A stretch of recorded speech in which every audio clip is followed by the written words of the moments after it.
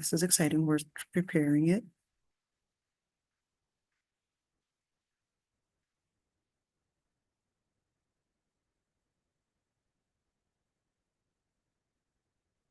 This is exciting. All right, so Bismillah ar-Rahman ar-Rahim and Assalamu alaikum wa rahmatullahi wa barakatuh, everyone. So inshallah, today we're actually going to be taking that piece of it, Dua is-Sujood. We did that yesterday, okay? And with Dua is-Sujood, we did Subhana Rabbi al-A'la, we did Subhanaka Allahumma Rabbana wa bihamdik, Allahumma ghfirli. We also did Subuh Quddus Rabbul Malaikati wal Ruh, Allahumma laka sajat wa bika amant. We compared that one with Sujood al-Ruku', with the Dua al-Ruku', Sujood al-Ruku'. Oh boy. Subhana dhil jabaruti wal malakuti wal kibriya. We also did that one. Allahumma ghfirli dhanbi kullahu diqqahu wa jillah. We talked about that one.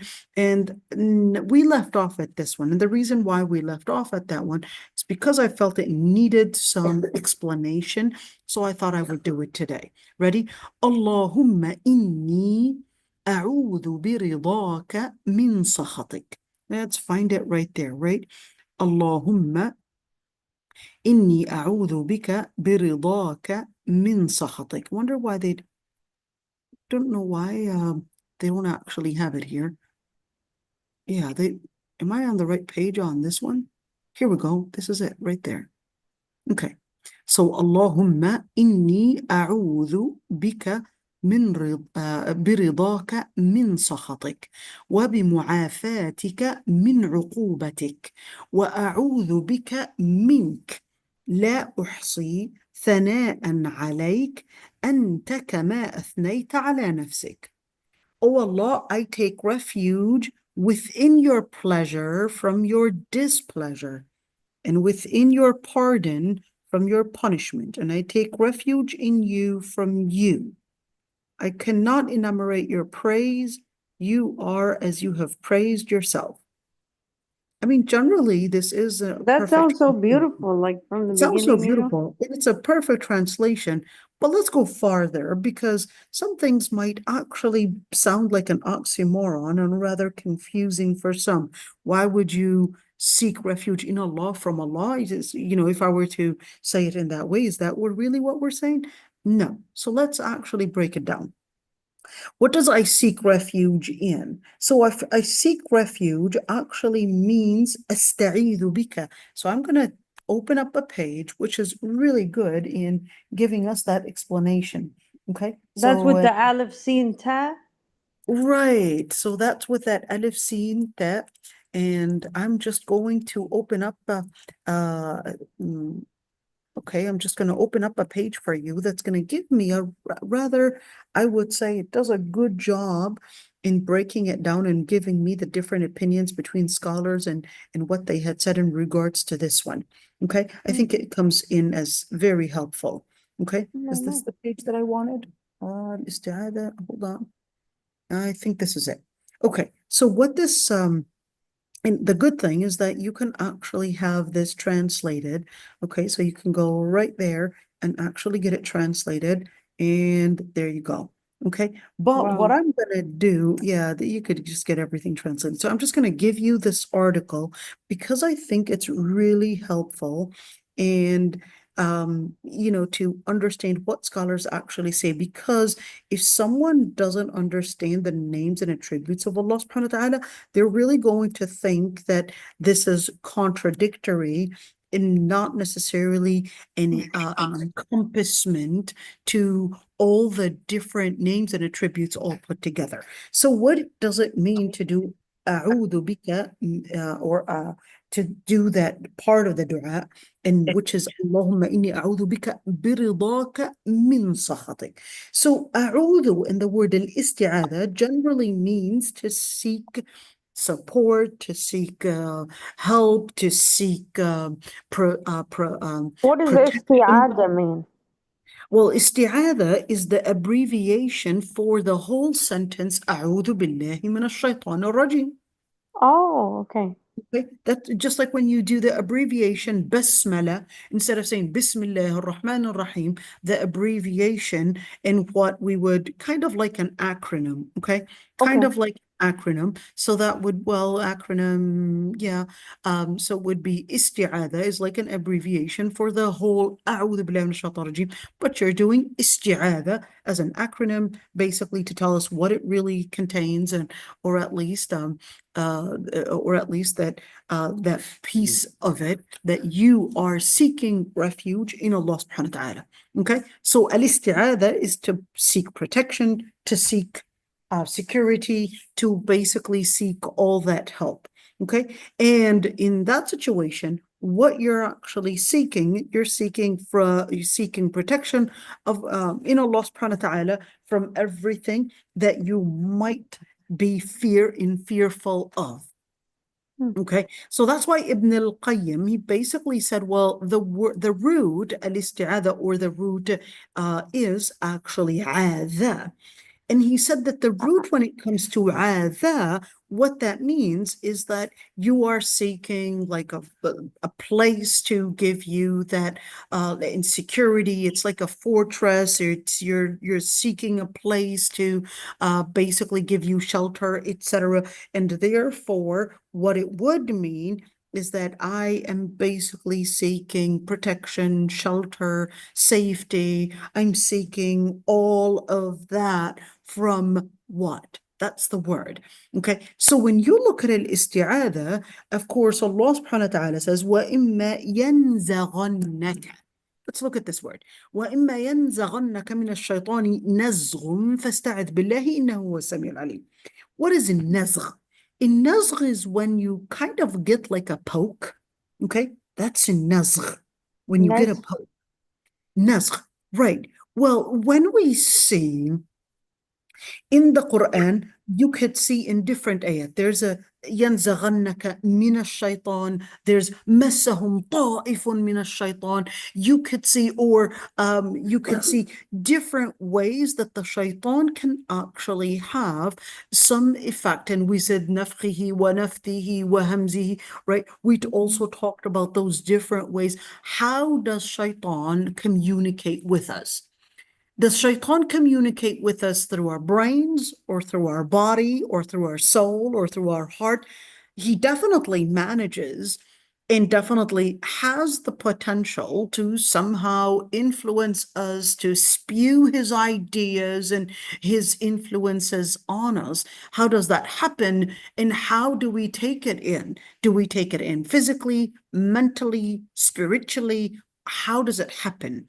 Now, that's why Allah subhanahu wa ta'ala just tells us the different ways. There's al-mas, where it could be a touch, or it could even affect the body literally, or it can be something. There is nazgh, there's like a poke, for example, or is this some kind of a breath given, or is this some kind of a word that is being said? What really happens? How does the communication actually happen? So Allah subhanahu wa ta'ala says, well, إِمَّا يَنزَغَنَّكَ مِنَ الشَّيْطَانِ نَزْغٌ. So then when the shaitan, you recognize that you're right there, probably going to a shop and telling you, hey, why don't you put that Snickers bar in your pocket and not pay for it? You'll be saving almost $2 right there. So that's in nazgh min ash-shaytan. There's a ta'ifun min ash-shaytan. A ta'if, it comes in as really like a shadow. You don't even recognize that shaitan was there. Comes in as a shadow, but it would still affect you. But for the mu'mineen, they would recognize the presence of the shaitan to affect them, to probably provoke them to do the wrong thing. So Allah subhanahu wa ta'ala says, فَاسْتَعِذْ بِاللَّهِ إِنَّهُ هُوَ السَّمِيعُ الْعَلِيمُ. So in that situation, seek refuge in Allah subhanahu wa ta'ala, that for He is the all-hearing and all-knowing. All-hearing to what the shaitan is spewing, okay? And alim, and all-knowing of what you do and how you relate to this kind of, let's call it satanic inspiration. And therefore, you could say in the Quran, فَاسْتَعِذْ بِاللَّهِ إِنَّهُ هُوَ السَّمِيعُ الْبَصِيرُ. Seek refuge in Allah subhanahu wa ta'ala. Now here you could see سَمِيعٌ alim, but here you could see سَمِيعٌ بَصِيرٌ. At the end, you seek refuge in Allah subhanahu wa ta'ala mainly from the different sins, from the different, let's call it satanical and diabolical inspirations that you could be getting. So you seek refuge in Allah subhanahu wa ta'ala from that. Now, That's just what I loved about Ramadan is like there's no right. So shayateen. you seek refuge in Allah subhanahu wa ta'ala from what is causing all of that. And you also seek refuge in Allah subhanahu wa ta'ala from the implication of what later what later basically would have as an implication. So this is important to keep in mind because the dua that we're doing is just that. Okay, it basically takes you أعوذ برضاك من سخطك. What are you doing? You're looking at the implication of what would bring Allah subhanahu wa ta'ala to be content over you. You would ask Allah subhanahu wa ta'ala to give you basically the potential, to give you the power of what would grant you Allah subhanahu wa ta'ala's content, and what would grant you, let's say, the protection of what would lead to the different punishments. So you would basically look at that piece of it. Now, having that being said, when you look at this, the word yanzaghannak, and you look at isti'adha, etc., that's why you could see that the Prophet ﷺ was teaching us in numerous dua, Allahumma inni a'udhu bika min al-ajzi wal-kasal. He was teaching us to make the dua, Ya Allah, we seek refuge in you from al-ajz, when you would feel that it's basically beyond your ability, beyond your capacity. You feel hopeless. So you seek Allah subhanahu wa ta'ala's protection from feeling hopeless and from being lazy. So hopeless is when your body, or maybe your intelligence, basically, literally, is too weak to probably complete a task. But al-kasal, your body has the ability, but you don't have the will. Okay, so you ask Allah subhanahu wa ta'ala to, one, to give you the potential and give you the will. Ameen.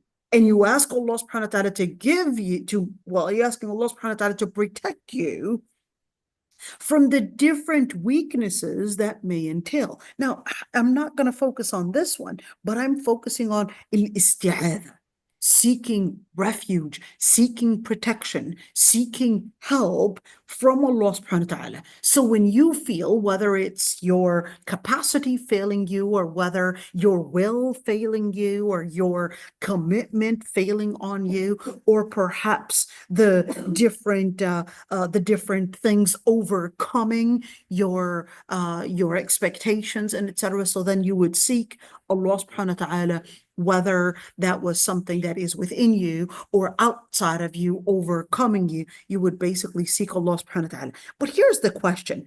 When we say, Allahumma a'udhu biridaka min sakhatik, so that one is rather different. Let's not call it ironic, but let's call it different. Because with all of these different du'as, we could see that we're seeking refuge in Allah subhanahu wa ta'ala from something else, from shaitan, from different evils, from different things, from our own shortcomings, etc. But this one is rather different because we're seeking refuge in Allah from certain things that Allah subhanahu wa ta'ala, from certain things that Allah subhanahu wa ta'ala might do? Or how do you do that? How do you embrace the two? How is it that I seek refuge in Allah from certain things about Allah? It goes within the whole idea that basically, فَفِرُّوا إِلَى اللَّهِ, run to Allah subhanahu wa ta'ala. Even when you're afraid, you run to Allah subhanahu wa ta'ala. You usually, whenever you're afraid, you would run away from whatever you're afraid of. Yeah, But that's when true. you come to Allah subhanahu wa ta'ala, you would run to Allah subhanahu wa ta'ala. So how is that biridaka min sakhatik? So right there, you're actually seeking refuge in Allah subhanahu wa ta'ala from what would actually result and basically bring in the implication of a punishment. You're asking Allah subhanahu wa ta'ala to basically give you the energy, to give you the guidance to what would bring Allah subhanahu wa ta'ala's content over you. And you would seek basically Allah subhanahu wa ta'ala to protect you from the different things that would lead to him not being content over you and basically angry at you. So So what do you do? what does sakhata mean Is again? sakhata means curse. Oh, Sakhata means to curse. So okay. whatever Allah subhanahu wa ta'ala, you're asking Allah subhanahu wa ta'ala, you're seeking refuge in Allah from, well, from, or in, what would lead to his content. And Mhm. you're basically asking Allah subhanahu wa ta'ala to give you the guidance to do what would lead to his content rather than what would lead to his discontent. Subhanallah. Okay. So you're asking Allah subhanahu wa ta'ala, Ya Allah, give me, for example, the guidance, reading Quran, maybe being kind, having the best akhlaq.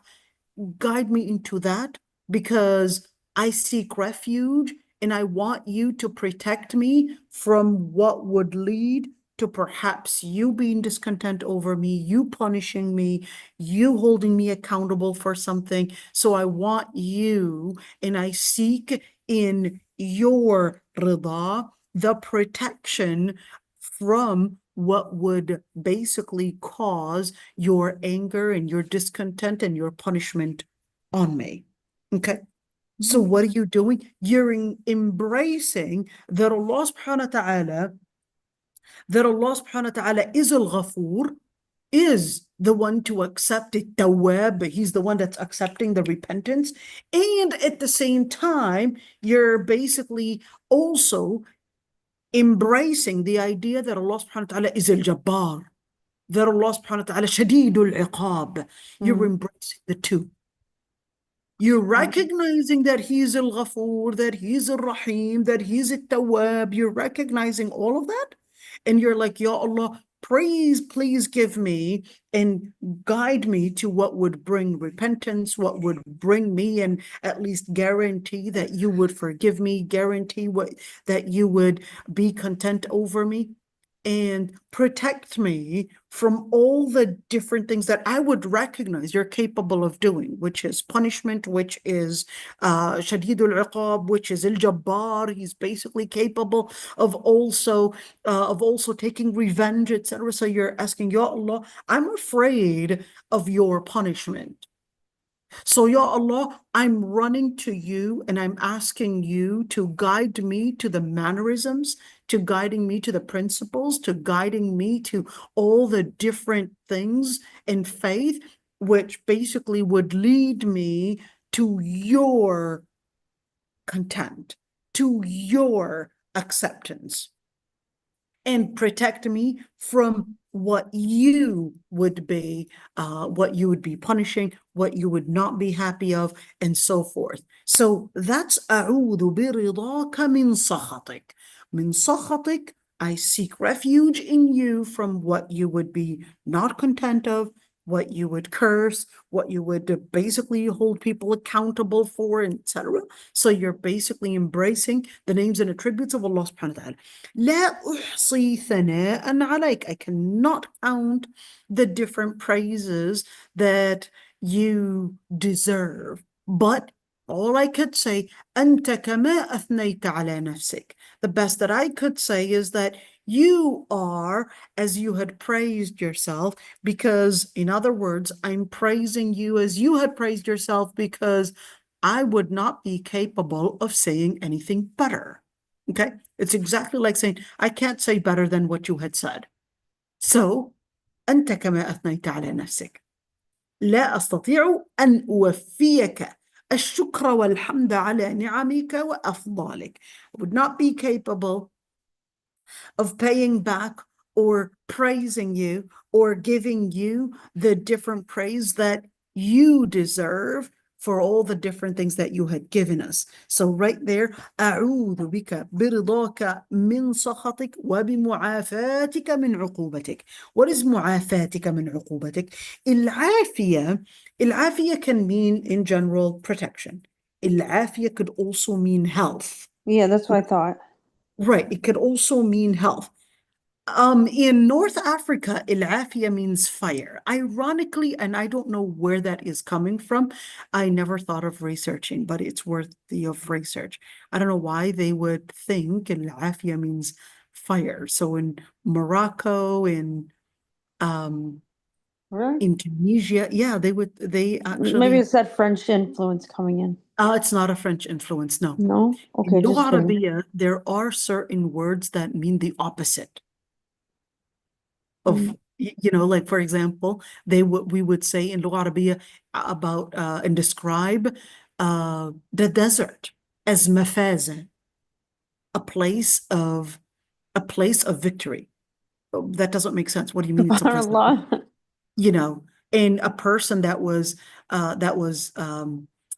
basically stung by a snake. Did we actually say it's sting, or what happens? What does a snake do? Anyhow, but whoever is hurt by a snake, we call them salim, that they're cured.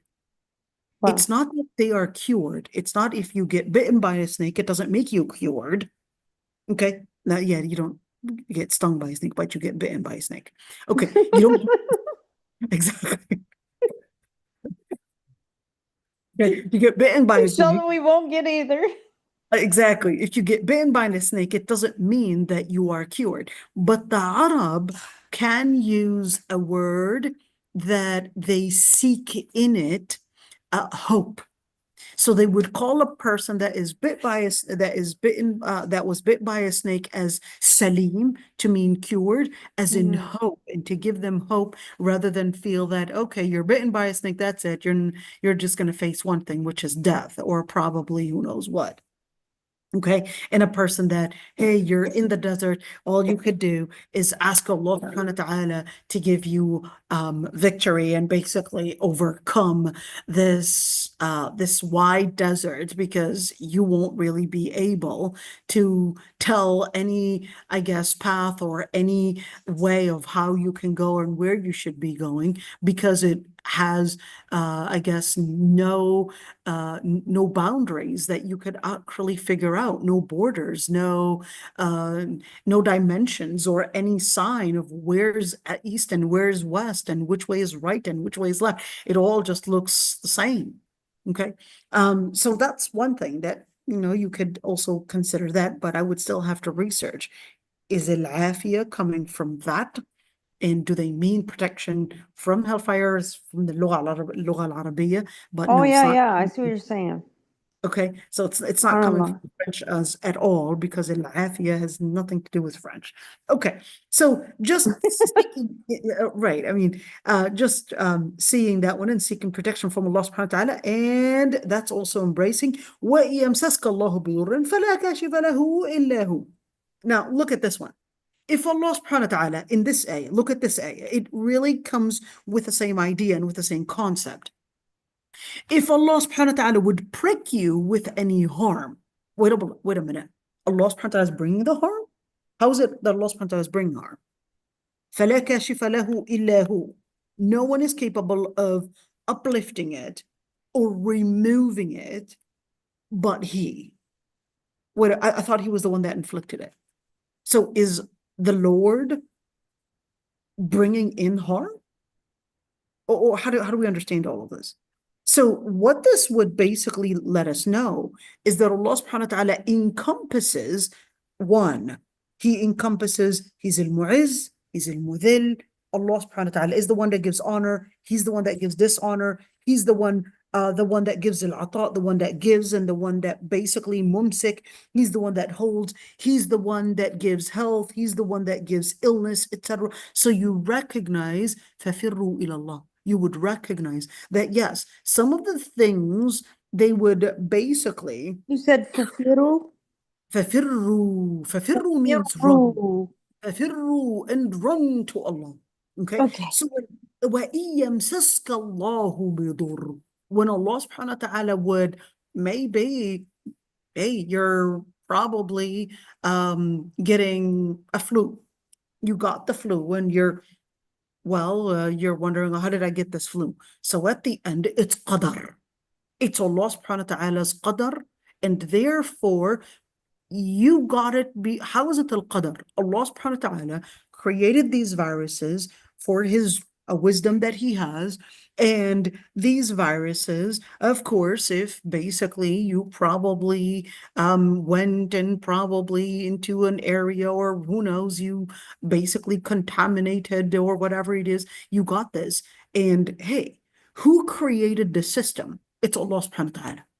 So if within the system, you basically happen to get inflicted by the system, which Allah subhanahu wa ta'ala created, that would simply mean that it was يَمْسَسْكَ اللَّهُ بِضُرٍّ. But here's one thing. فَلَا كَاشِفَ لَهُ إِلَّا هُ. He created the system, whether we're speaking about illness or economical, the different changes, provisions, whatever it is, all right, or whether we're speaking about, the changes within Earth. I don't know, we're talking about an earthquake, or maybe a massive hurricane came, or whatever it is. All of that is controlled by Allah subhanahu wa ta'ala. But if you happen to be a victim, or at least, let's say, one of these people that happens to get inflicted by this, then you have to turn to Allah subhanahu wa ta'ala. So if you, for example, end up getting cancer, maybe because, I don't know, you were eating the wrong foods, or who knows why people are getting cancer. May Okay. Allah subhanahu wa ta'ala protect us. Ameen ya Rabbi. Ameen. May Allah subhanahu wa ta'ala give us protection and healing. If, let's say, something happened, but that doesn't mean, well, Allah caused it, why should I go to him and actually seek the doctors? No, no. Allah subhanahu wa ta'ala gives the healing. And yes, certainly, min sharri ma khalaq. Allah subhanahu wa ta'ala created certain evils, but he does not create absolute evil. So when you look at this one, it's basically encompassing that Allah subhanahu wa ta'ala is the controller of everything, and Allah subhanahu wa ta'ala does not create absolute evil. So what do? This is basically a subtle thing for us to understand, that we could see that certainly they would look like antonyms: rida, sakhat, uquba, mu'afa, all those basically looking contradictory, and certainly they would be contradictory, but you are within that. The inference is that Allah subhanahu wa ta'ala encompasses everything in this world, and therefore we would basically turn to Allah subhanahu wa ta'ala. Okay, now going back to our page. Okay, we got you that one. Allahumma inni a'udhu bika biridaka min sakhatik. I seek refuge in you from, or through, at least not from, but through your rida, through your content. And here they said your pleasure, from your displeasure. And we mentioned, so I seek refuge in you from what would make you content, from the things that would make you not pleased, or basically discontent. Okay. وَبِمُعَافَاتِكَ مِنْ عُقُوبَتِكَ. المعافى is protection. And I seek refuge in your protection from your torments. In other words, I recognize that you are the one that gives, whether we're speaking about a general term, okay, more comprehensive, whether al-afiyah to mean health, or al-afiyah to mean protection from hellfire, or al-afiyah to mean anything that relates to your life. Afiyah could be afiyah from poverty. Afiyah, or protection from poverty, protection from illness, protection from calamities, protection from a dangerous war happening, etc. That's afiyah. Any protection is afiyah. Okay. Al-uquba, the word uquba means punishment. Al-uquba means punishment. But when you say uqubatik, whether we're looking at an illness, it could be a punishment, or it could be a trial. We don't know. Yeah. That illness that someone got, or probably your car breaking down, was that Allah subhanahu wa ta'ala, testing you? Or was that as a result of probably you committing the wrong behavior and Allah subhanahu wa ta'ala is punishing you for it? And therefore, if you are to be patient, you would be basically given the opportunity to seek maybe removal of a sin. And when you say عقوبتك, from any, now that's a comprehensive word, from any عقوبة, from any punishment, okay? Regardless of what that would look like, okay? وأعوذ بك منك. Now this one is rather straightforward. أعوذ بك منك. I seek refuge in you from you. Meaning I seek refuge in you, whether in rida or whether in al-afiyah, whether in you being content or whether in you basically giving us protection. Mink min as-sakhat wa min al-uquba. From you, whether we're speaking about discontent or whether we're speaking about the implication of that, which would basically be punishment. لا أحصي ثناء عليك. لا أحصي. What is الإحصاء? الإحصاء means to count, and الإحصاء can mean to scrutinize. Okay, what's the difference? When you count, you're basically, hey, we've got 10 apples here. No, we got 10. We know the number.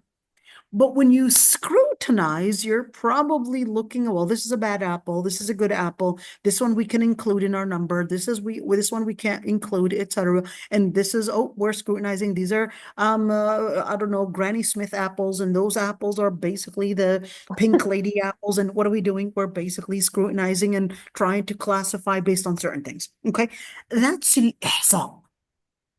Al-ihsa is doing a certain classification, is doing a certain scrutiny, and it could also mean to count.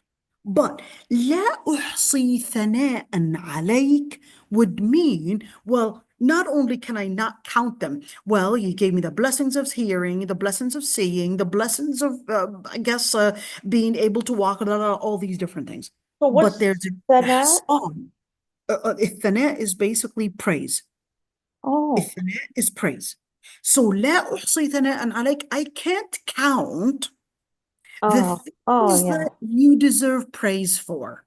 And I cannot scrutinize them to recognize that, hey, he also did a certain system in my liver to basically, protect me from illnesses 1, 2, 3, 4, and a certain system in my heart, and a certain system in my blood, and a certain system in my pancreas, and blah, blah, blah. I don't know how to scrutinize that, and I don't know all the details, and I cannot count them even in numbers. You see you see the two? When we talk about al-ihsa, whether it's to count or whether it's to scrutinize, that's the same thing.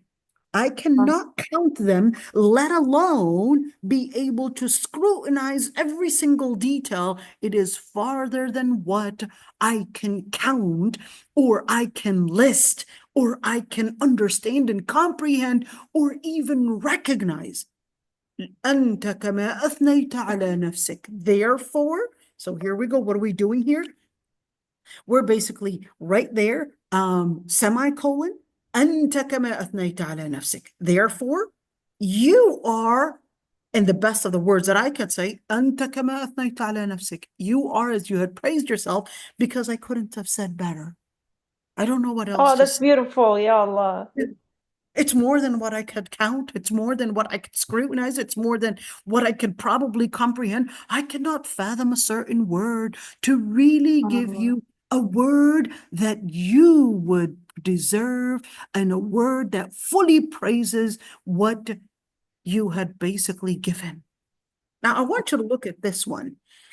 Notice that it mentioned برضاك من سخطك معافاتك من عقوبتك أعوذ بك منك. But even though, when you're talking about, well, yes, I recognize, I seek refuge in you, from you, and I seek refuge in you from the different things that would give harm and probably punishment and probably different things that I may not recognize. But then you're taking in that moment of adab. What is al-adab? Al-adab, when you would not attribute evil to Allah subhanahu wa ta'ala. That's al-adab. The mannerisms in relating with Allah subhanahu wa ta'ala. You would never attribute any evil. وَالشَّرُّ لَيْسَ إِلَيْكَ. And evil, I would not attribute it to you. But am I not attributing evil to Allah subhanahu wa ta'ala here? No, this is sakhatika in terms of I recognize that He can punish me. I recognize that there can be a certain accountability that might come to me. I recognize that He's all powerful, that if I don't take His word seriously, I can be held accountable for it. But I would still consider, Ya Allah, I would seek in all the different things that you deserve praise for. And I recognize that the amount of good things that you provide are a lot more abundant than the things that can be leading or to what we could see. And therefore, I would recognize that you do not, and know what in any shape or form, you cannot be attributed to evil. So that's why we're saying, لا أحصي ثناء عليك. It's like saying, I cannot attribute evil to you whatsoever. It's making sure that we understand the inference, right? And saying, well, I can never attribute evil to you. That's why I could never praise you in any way, whether in counting it or scrutinizing it, because you are as you had praised yourself. That's a very comprehensive dua, ain't it? Yeah. It's so comprehensive. Okay, let's go for the other one. دعاء الجلسة بين السجدتين. What's الجلسة? Why جلسة and not جلسة? There's something called اسم هيئة, and there's something called المرة. Okay? So when we're speaking about الجلسة, this is talking about the way that you're sitting. Yeah. Okay? So in other words, the From jealous, position that you're jealous, in. or whatever. Jalasa would Jalasa. mean the root, which is the verb in the past tense. Jalasa to mean sat. Okay. That, yeah. Jalasa means to sit. Okay. Or sat actually. Il-jilsa is the position. Il-jilsa is the way that you would be sitting down. Okay. Okay. Subhanallah. Between السجدتين. السجدتين are basically the two sajdas that you would do, the two prostrations. Okay. Between the two prostrations, you would do a sujood, then you would get up, at least sitting down, and then you would do another sujood, right? Mhm. There is a specific dua in between these two sajdas. Okay. And that's number I one. already say the first one, but what is that number two? So that's what we're doing. Sorry. رَبِّ اغْفِرْ لِي رَبِّ اغْفِرْ لِي. Ya Allah, forgive me. Ya Allah, forgive me. Can I say it once? You can. Can I say it twice? That's the sunnah. Let's see. Oh, twice. I didn't know that. Twice. رَبِّ اغْفِرْ لِي رَبِّ اغْفِرْ لِي, twice. Now, there is another dhikr that you could say. Allahumma اغْفِرْ لِي. Ya Allah, forgive me. Warhamni, and shed your mercy upon me. Wahdini, and give me guidance. Wajburni. I love that one. What is What does that wajbur? mean? Il-jabr, whenever you would have something chipped, whatever you bring in to kind of mend and fix that little chip right there, that's il-jabr. You have a SubhanAllah. band-aid, there's a cut, and the al-jabr is basically there, that band-aid is basically to put these two pieces of skin probably together or protect them from basically being separated, and just like what they would have stitches in order to Like bring mending it. mending it, fixing it, and probably, putting these pieces together. So in other words, there can be times where you would feel broken. socially broken, psychologically broken, financially broken, physically broken. All these different things can break you. So you're saying, Ya Allah, those moments when I feel broken, when I feel shattered, Ya Allah, you be the one to Fix put me. together. Well, Mhm. fix me would mean something else, but Okay, never mind. Ya Allah, sorry, Noura. It's okay. All right, put me together, Ya Allah. Those pieces when I'm shattered in, Ya Allah, put me together. Ya Allah, give me the capacity to put myself into, let's call it being complete, to continue being what? To continue being complete, to continue being strong, to continue being able to do the responsibilities that I'm basically asked to do. What happens to you when you're shattered? What happens to a marriage when, for example, a divorce happens? What happens to the children? A divorce happens, and then of course the children, they end up basically having an increased rate of anxiety. But certainly later it's going to be affecting their grades. It's going to be affecting this and this. And so what happens when probably a financial situation just goes wrong? Well, the implications, and then they would start counting the different implications. So you're saying, well, okay, wajburni as a general term, Ya Allah, whenever I'm shattered, whenever my pieces are not going together financially, socially, psychologically, mentally, physically, whatever it is, Ya Allah, bring those pieces together, because the implication is just piling up on me, and I'm only seeking you to help me fix these pieces together, because it's just piling up like a snowball. واجبرني وعافني. عافني, Ya Allah, give me. Al-afiyah is good health. Good Okay? health, yeah. Afiyah is good health. So wa'afini, Ya Allah, give me good health. Warzuqni. Warzuqni, Ya Allah, give me provisions. What is a rizq? A rizq, usually people would think of it as exclusive to money. It's not actually exclusive to money. What about Rizq- Iman? الرزق is, I mean, it can be iman, but الرزق is more in terms of health, in terms of marriage, in terms of children, in terms of money, in terms of just the different things more in dunya related. I mean, but it can be in a Oh, general okay. term. الرزق is a general word to basically provide you with something. رزق is to provide. Okay. Mhm. So you can say ارزقني الإيمان. You can say that word, but الرزق usually it is more exclusive to different Dunya stuff. additions, and usually الرزق is with things that can be multiplied. So we're speaking about maybe a lot of children, maybe lots of money, so things that can be multiplied. Okay, or can also be decreased as well, because if it can multiply, that means it can also regress, and it could also subtract. It could also go into depreciation, right? So you're asking Allah subhanahu wa ta'ala to increase rizq, all right, and not decrease whatever provisions, whether we're speaking about money, health, grades, whatever it is, that's all rizq. Warfa'ni. What is warfa'ni? Warfa'ni, and elevate me. What does that mean? Second floor, third? No. Irfa'ni, it's rafa means to elevate. Yeah. But rafa, of course, would be that you're asking Allah subhanahu wa ta'ala to increase you in iman. And the implication is, if you are increased in iman, that would actually mean you're increased in your status on Judgment Day, in Jannah. Oh, I like that. Yeah, there you go.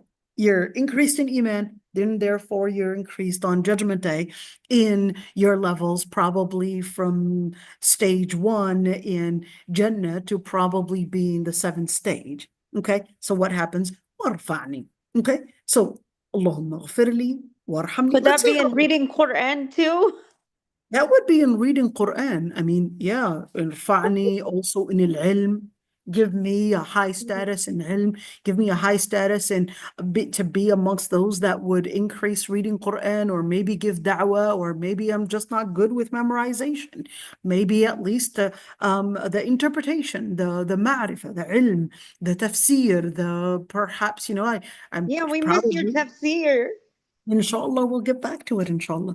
All right. So let's see. Allahumma ighfir li warhamni wahdini wajburni wa'afini warzuqni warfa'ni. I love this dua. I mean, absolutely love it. Like, it's very comprehensive.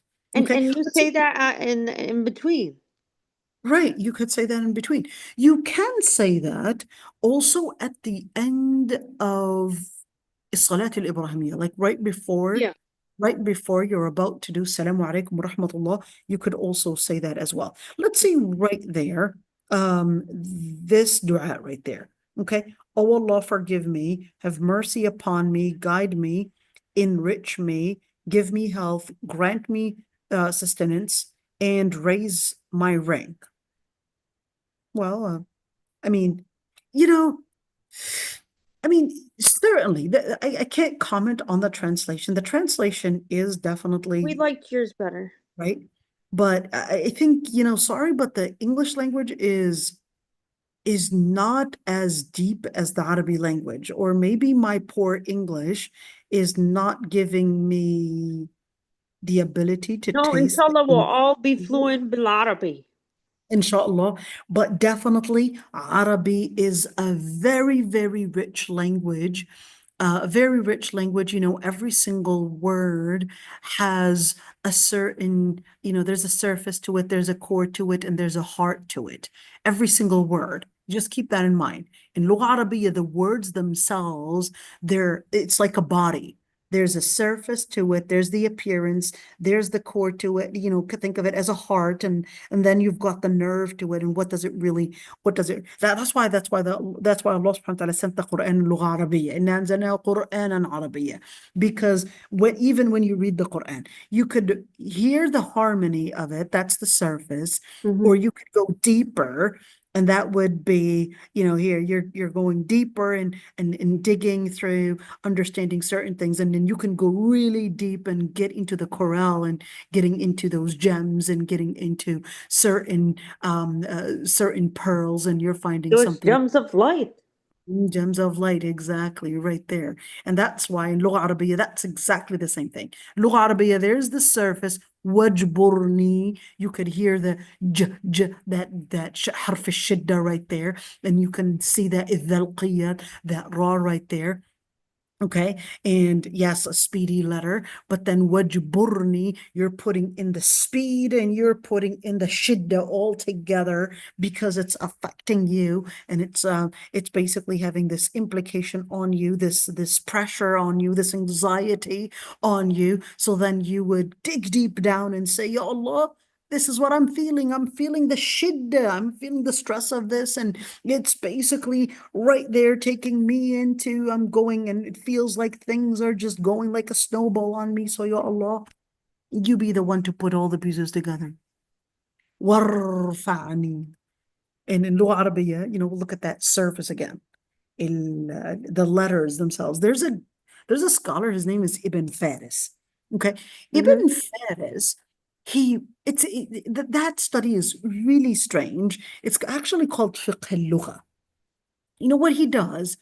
He basically looks at the meaning of every single word, and what he extracts from the sound. We're looking at the phonics.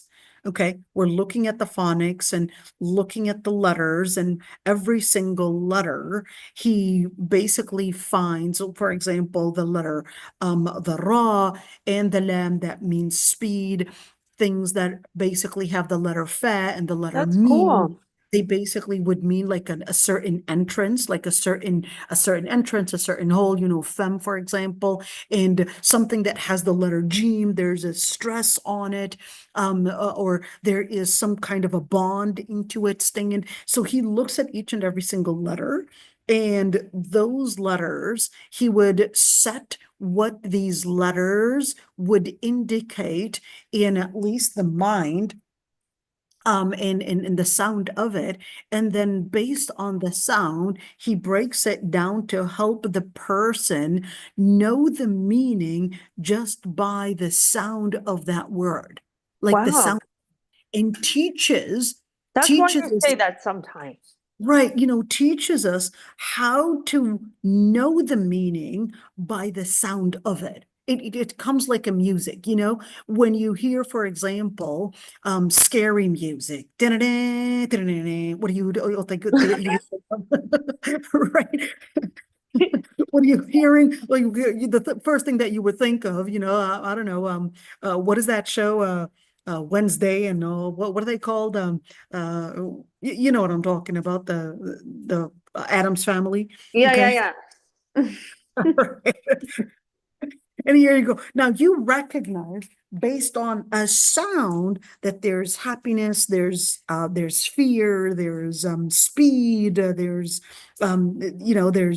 something to look into, etc. And that's the same thing. You're looking at Lugha Arabiya actually being Yeah, a because think musical about it. It's language. like Right, it's a mu'min musical language. or khuffar. Yani. Absolutely. I mean, It's a musical language. It's a language that in itself, the Lugha Arabiya in itself actually contains the let's call it the tunes that are there to affect your brain and to affect your heart and to affect your soul.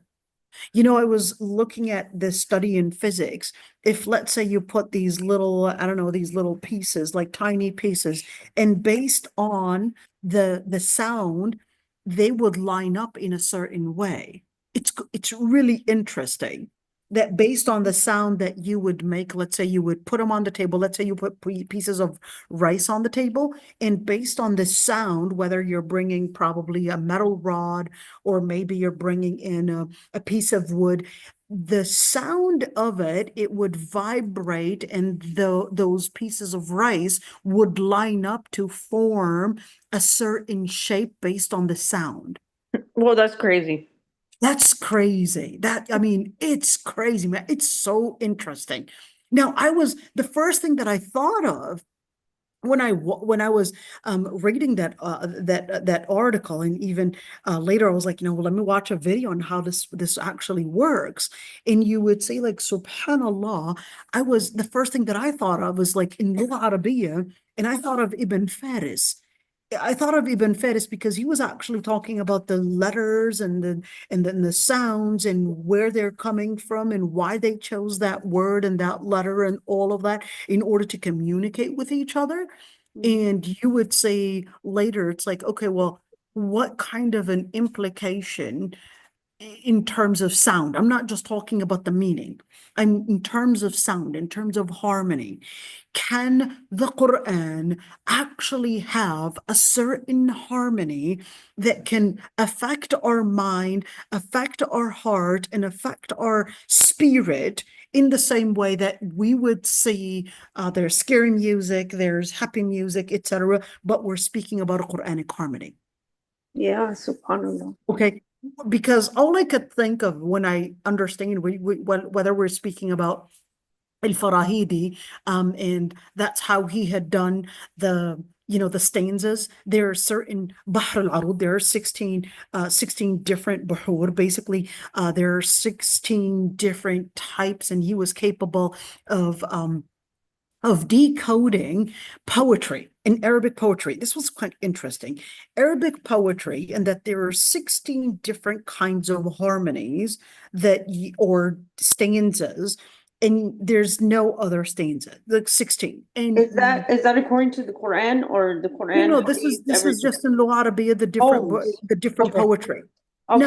Now, the legend says that he got the idea of figuring out these stanzas by the water dripping. That's what the legend says. He was hearing the water dripping, the raindrops dripping on his basically porch, and just by hearing the sound, he was like tick, tick, tick, tick. And the legend says Yeah. he got the idea just from the droplets, and that these droplets were coming at a certain rhythm, And based on this rhythm, he was like, we could actually create a certain rhythm and find a rhythm in these poems. So he was like, well, let's see, can we actually apply these stanzas and these rhythms on the Quran? And the answer is no. There are 16 different rhythms to making poetry, but they do not apply on the Quran. You cannot apply it on the Quran. So the Quran is not at all coming with any idea or even near the type of stanzas or that we would find in poetry. Okay, so you would see that the Quran is exceptional, is mu'jiz. It's a miracle in the meanings. It's a miracle in the sound of it. It's a miracle in even the rhythm of it. The rhythm is miraculous, sound is miraculous, the words are miraculous, the meanings are miraculous, and certainly the effect on the heart, on the mind, on the body, on the soul is going to be miraculous. And that's why when you look at the Quran, that's it. In itself, it's the main mu'jiza in Lugha Arabic, in the Quran, is really not the al-i'jaz al-ilmi and all of that. That's all new. It's really in al-balagha. It's really in the eloquence in the Quran and what it contains. And part of the eloquence is to really understand the rhythm and how the words actually work and how the ayat and what the meanings in Lugha Arabiya contain. I'm so excited to learn. It's, you know, I'm not actually specialized in that, but it, you know, just learning some of the things about it, it's in itself is like, this is fascinating. This is fascinating to actually learn, and it would be really interesting to see, you know, those that are specialized in this area of, you know, fiqh al-lugha. Is فَرَبَّكَ فَكَبِّرْ. وَرَبَّكَ فَكَبِّرْ. Yeah. وَرَبَّكَ Sorry. فَكَبِّرْ.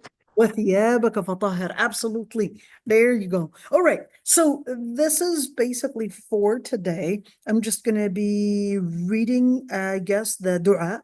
اللهم إني أعوذ برضاك من سخطك وبمعافاتك من عقوبتك وأعوذ بك منك لا أحصي ثناء عليك أنت كما أثنيت على نفسك أنت كما أثنيت على نفسك. Let's do it again. اللهم Do we say it with you? I'll say it 3 times and then you could say Oh yeah, it. I forgot. Or whoever wants to. اللهم إني أعوذ برضاك من سخطك. اللهم إني أعوذ برضاك من سخطك وبمعافاتك من عقوبتك وبمعافاتك من عقوبتك وأعوذ بك منك وأعوذ بك منك لا أحصي ثناء عليك أنت كما أثنيت على نفسك أنت كما أثنيت على نفسك. All right, who wants to do this one? You want to do it, or unless you all want to do it together? What should we do? Well, I'll read one line at a time and then you guys can repeat. اللهم إني أعوذ برضاك.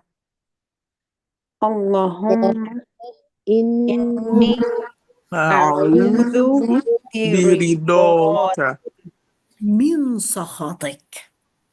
من سخطك من سخطك. من سخطك وبمعافاتك من عقوبتك. وبمعافاتك من عقوبتك وأعوذ بك منك. وأعوذ بك منك لا أحصي ثناء عليك. لا أحصي ثناء عليك عليك. أنت كما أثنيت على نفسك.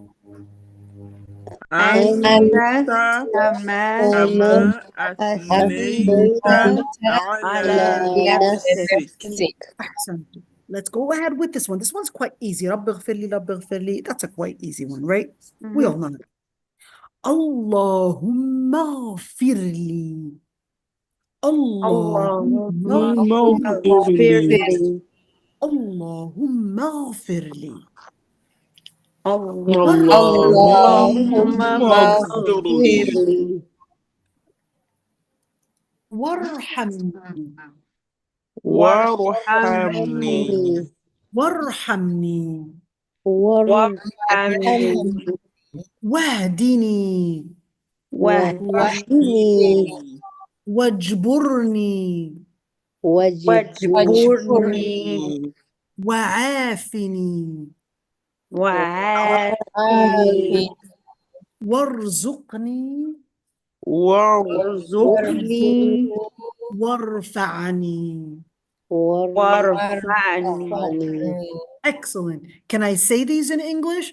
Ya Allah, forgive me. Ya Allah, give me mercy. Ya Allah, guide me. Ya Allah, give me. Well, how did we explain this one? Ya Allah, give me. We didn't say fix me. No, that one's the wrong word.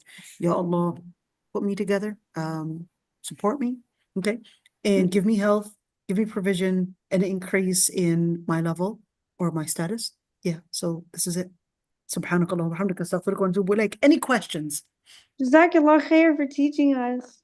وإياكم الله يحفظكم يا ربي, and I'm happy to have everyone here, and barakallahu fikum for attending, and may And we Allah love subhanahu you wa for the ta'ala- sake of Allah. Allah يحفظك يا ربي, Yes. Allah يبارك فيكي, and inshallah ya Rabbi, may Allah subhanahu wa ta'ala accept all our du'as, and may Allah subhanahu wa أختي ta'ala عائشة معلمة, what does mean واجبرني? وجبرني.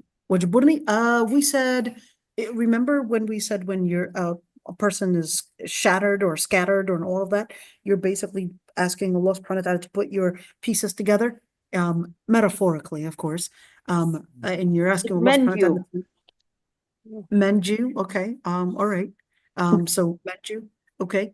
And of course that's metaphorical, but you're asking Allah subhanahu wa ta'ala to basically give you the support whenever you're feeling scattered, shattered, whenever you're feeling broken. You're asking Allah subhanahu wa ta'ala to basically help you and give you the support that is needed. شكرا. Jazakallah khair, Dr. Aisha. وإياكم. Allah Are we able يحفظكم. to get the book? What? Are we able to get this this particular book? You're going to get this particular book. Yeah, Yeah. it is available. Remember, it's available online. You know what? It's really easy to find. You want the English piece or you want the Arabic piece? Both. All right, Both. everybody, I'm going to go to Yeah. sleep. Salam alaikum. Okay. Walaikum salam to love. I love you guys.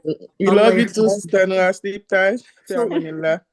So all you need to do, just put Hisn al-Muslim in PDF, okay? And here we go. And you can have one right there. And here we go. And I'm just going to give you this one, okay? Here's Control C. And I'm going to give it to you. I'm going to put it for Thank you. you. Here you go. Here's that piece of it. And you could just scroll down right here, okay? And voila, there you got it. You see it? Inshallah. And you Yeah. can even download it right there. There's tools and you can go download. You can listen on app. What? I download in the app. Yeah, you can download it, and you even have an app for it as well. Yes.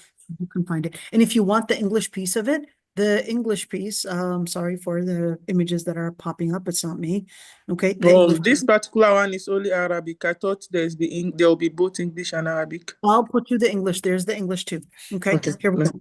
The second link, it basically contains the English and the Latin words and as well right there. Mm-hmm. Okay. So what do we got? ahadith.co.uk downloads, and there you go. Inshallah. Inshallah. Yeah. And that one would actually give you the Arabic, the Latin words in English and the translation as well.